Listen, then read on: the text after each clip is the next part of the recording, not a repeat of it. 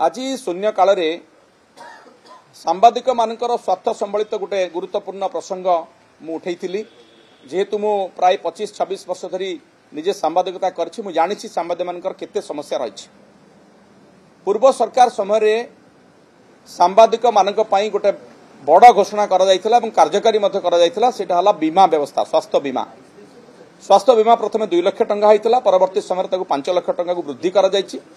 किंतु सेथिरे सांबादिक भाई मानकर सबले गोटे दाबी रहउतला जे सेथिरे तांकर वृद्ध पिता मातांकर ना मध्य शामिल करा जाऊ, जहा फल रे सेमाने उपकृत हेबे। प्रकृत रे सेटा करा जाई पार नथला। मु ए सरकार को पाखरे दाबी रखिली जे 5 लाख टंका को बढ़ाइले तो बहुत भल कथा हबो।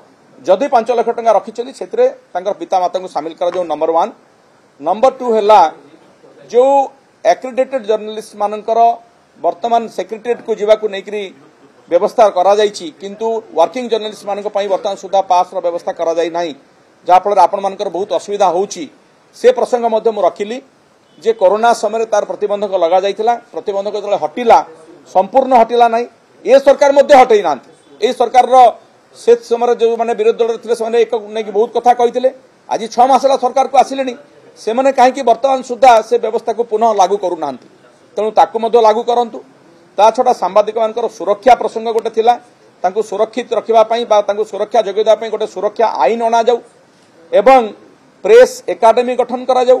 आ सबुठारु बड़ कथा हला सांबादिक मानकर पेंशन व्यवस्था करबा पई कि मध्ये अनेक दिन रु दाबी आछि।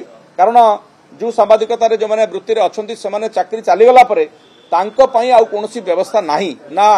जो संस्था तांको देइछि नियुक्ति देइछि तांकर किछि व्यवस्था करचंती। ईपीएफ रे जो पेंशन मिले अत्यंत अल्प। तेणु तांको पई राज्य सरकार गोटे पेंशन व्यवस्था करंतु, पेंशन व्यवस्था करिया पई गोटे कमिटी करंतु, ए दाबी मध्ये मु आज रखिछि। ता छडा नीलगिरी अंचल रे प्राय 2 मास हे गलानी किछि सांबादिक मानक सहित सेठिकार सब कलेक्टर सहित गोटे विषय को नहीं, गोटे प्रसंग को नहीं कि तांको भितरे मुकाबला बळ परिस्थिति सृष्टि होईछि, जहा फल 2 मास हला से माने बारंबार दाबी करि आछुछंती।